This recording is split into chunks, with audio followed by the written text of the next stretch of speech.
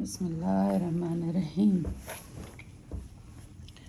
مردوں کے لیے بھی حصہ ہے اس چیز میں جو ماں باپ اور بہت قریب رشتہ دار چھوڑ مرے، اور عورتوں کا بھی حصہ ہے اس چیز میں جو ماں باپ اور بہت قریب کے رشتہ دار چھوڑ مرے، کہا وہ چیز تھوڑی ہو یا بہت، قطعی حصہ مقرر ہے۔ اور جب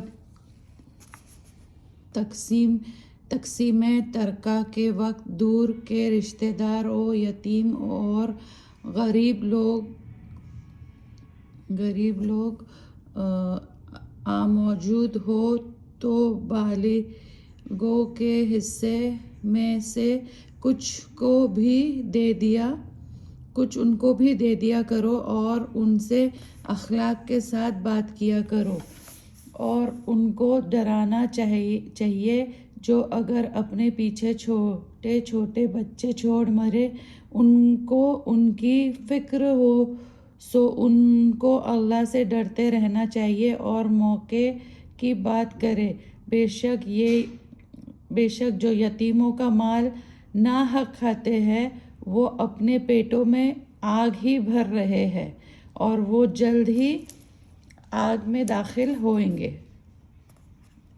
ہوگے۔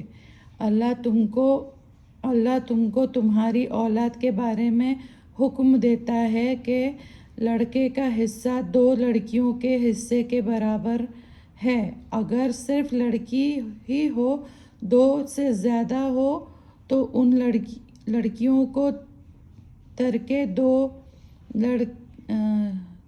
ترکے کا 2 تہینہ ملے گا، اور اگر ایک ہی لڑکی ہو تو اس کو نصف ترکہ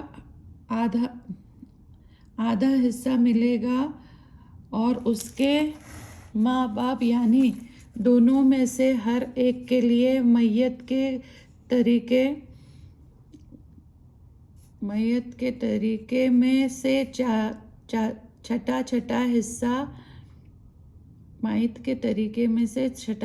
حصہ یعنی 1/6 ہے۔ اگر میت کے کوئی اولاد ہو، اور اگر میت کی کوئی اولاد نہ ہو اور اس کے ماں باپ ہی اس کے وارث ہو تو اس کی ماں کا 1/3 یعنی 1/3 ہے، اور اگر میت کے 1 سے زیادہ بھائی یا بہن ہو تو اس کی ماں کو چھٹا حصہ یعنی 1/6 حصہ ملے گا۔ یہ تقسیم قرضہ دار اور وصیت کے بعد ہے۔ تمہارے باپ دادا اور تمہارے بیٹے جو ہیں، تم پورے طور پر جان نہیں سکتے کہ ان میں سے کون سا شخص تم کو نفع پہنچانے میں نزدیک تر ہے، اس لیے اللہ نے اپنی طرف سے یہ حکم مقرر کر دیا ہے۔ یقیناً اللہ بڑا علم والا اور حکمت والا ہے۔ 11 جو ترکہ تمہاری بیویاں چھوڑ جائیں اس میں تمہارا حصہ نصف آدھا ہے، بشرط یہ کہ ان کے کوئی اولاد نہ ہو۔ اگر ان کا کوئی اولاد ہو تو تمہارا حصہ 1/4 ہے، وصیت نکال لینے کے بعد اور قرضہ ادا کرنے کے بعد، اور تمہاری بیویوں کا حصہ 1/4 ہے اس ترکے کا جو تم نے چھوڑا ہے، بشرط یہ کہ تمہارے اولاد نہ ہو، اور اگر تمہاری اولاد ہو تو تم ان کو تمہارے ترکے میں سے 1/8 حصہ ملے گا وصیت کے بعد جو تم نے کی ہے، یہ قرضے کی ادائیگی کے بعد۔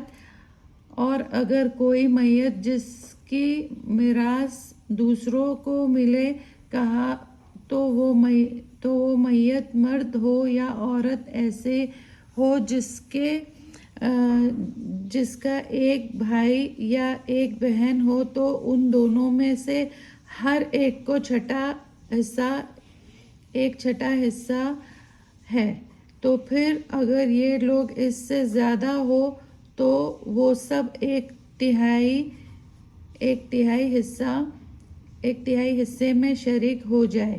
یہ وصیت اور قرض کی ادائیگی کے بعد بشرط یہ کہ کسی کو ضرر نہ پہنچے. یہ حکم اللہ کی طرف سے ہے اور اللہ تو خوب جاننے والا اور علم والا ہے. یہ سارے احکام اللہ کی حدیں ہیں جو اللہ کی اور اس کے